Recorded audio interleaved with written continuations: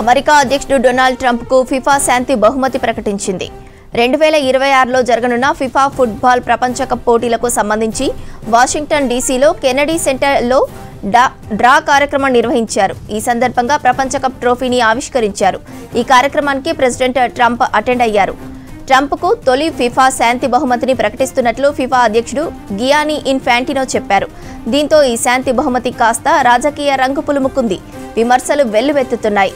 ట్రంప్కు FIFA body శాంతి ప్రకటించడంపై విమర్శలు వస్తున్నాయి. Human right watch సంస్థ ఫిఫాపై బహిరంగంగానే విమర్శలు చేసింది. అవార్డు ఎంపికపై పారదర్శకత పాటించలేదని, నామినీలు, జ్యూరీ సభ్యులు లేరని చెప్పింది. ఫుట్బాల్ బాడీ అయిన ఫిఫా ఈ ఏడాది నుంచే తొలిసారి శాంతి బహుమతిని ఇవ్వనున్నట్లు ఈ నెల 5న అనౌన్స్ చేసింది. ఇది ఫుట్బాల్ ప్రపంచాన్ని ఏకం చేస్తుందని చెప్పింది. ఫిఫాకు ఇదొక గుర్తింపుగా వర్ణించింది.